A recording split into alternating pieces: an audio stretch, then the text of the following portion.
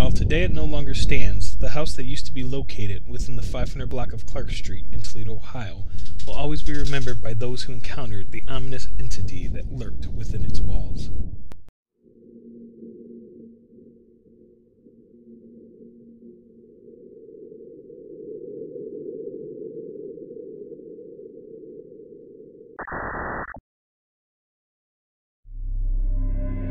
The home was originally built in the year 1891. For a period of time, it was used as a boarding house. The basement, ground floor, and second story all had entrances accessible from the outside, and all 3 floors had separate registered addresses. It was in this house that Sandra Hall and her 2 sons, Robert and Chris Miller, lived in the year 2003. While they had all encountered strange, unexplained activity throughout their lives in the home, with Robert even witnessing a sinister, shadowy figure in the basement when he was younger, it wasn't until 2003 that the paranormal activity inexplicably increased in both severity and number of recurrences. It was during the summer of that year that I, Robert Miller, made my cousin Daryl Brownell aware of the phenomena, specifically how I would hear heavy footsteps walking back and forth on the second floor in the small hours of the night. This use and an aborted renovation project resulted in the upstairs being in a state of disrepair, making it even more unusual that I would be hearing such things. Being a hardcore skeptic at the time and believing that what I was hearing was something naturally explainable, Daryl agreed to accompany me on a rudimentary investigation. My brother Chris later agreed to join us that night. The very first investigation, taking place the night of August 23, 2003, kicked off a roughly 2-year ordeal of random and nightmarish encounters, primarily with an entity we initially called the Shadow Thing but eventually named the Shape. While these experiences happened in almost every part of the house, the dark source of the haunting was seemingly anchored in the 3rd floor attic. Over the course of the next 1.5 to 2 years, we all had many experiences, both during investigations and at random. Some incidents were isolated to one person, while many others were shared. These incidents included footsteps, disembodied voices, thrown objects, and even moving cold spots that could have a physical effect on the surrounding environment. Some of us were even scratched or otherwise physically attacked by the unseen malevolent entity in rare instances. A few weeks later, another of our cousins, Lenny White, joined Daryl, Chris, and myself, rounding out the core group.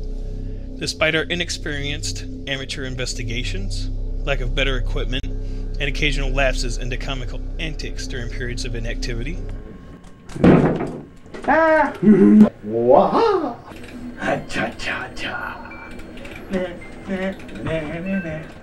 we were determined to find concrete proof of the activity, if for nothing else but to prove to our family and friends that we were not crazy or imagining anything.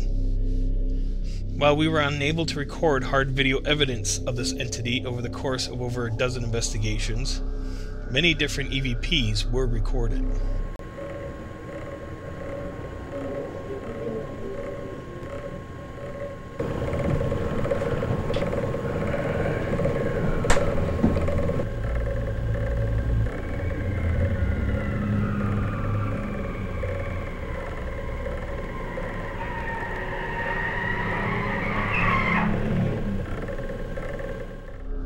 In one of the most terrifying moments of my life, Daryl and I heard a threatening, heavy breathing while investigating the attic, a breathing that was closer to snarling, and the source of which we couldn't see.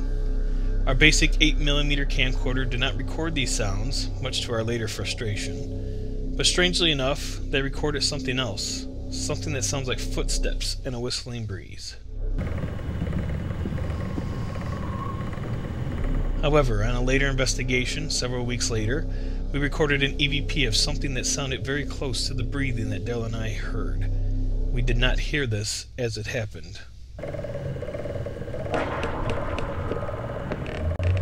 Several strange light anomalies were captured, but visual confirmation of the shadowy entity eluded almost all of our efforts. However, this still photograph, taken on 110 film in June of 2004, is the closest visual capture of the shape that we managed. Oddly enough, this photo was taken in broad daylight and not during any sort of investigation, as Daryl took this picture of my mom while they were simply watching TV in the living room and talking. As the calendar rolled into 2005, the activity, with a few notable exceptions, quieted down considerably. By 2006, it was nearly non-existent. Exactly as to why the phenomena so sharply declined in this fashion, much like nearly everything else surrounding it, is a complete mystery.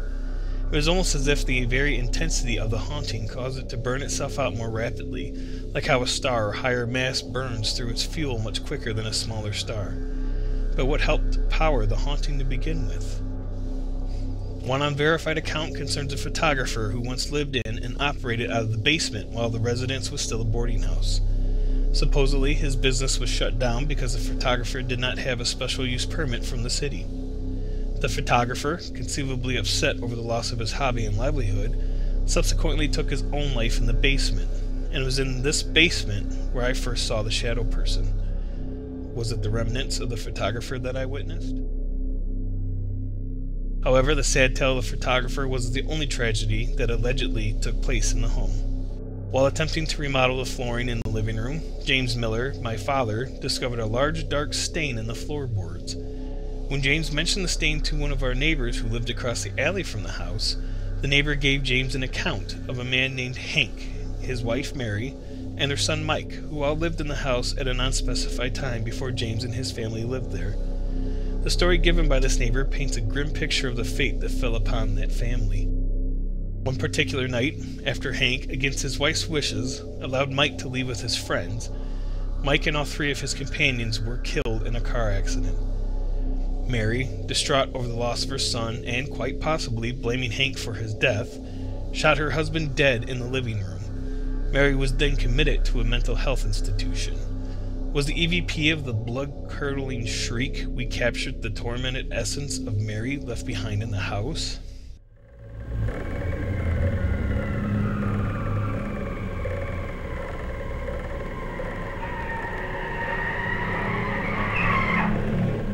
Unfortunately, we were unable to substantiate either of these events at the time of producing this video.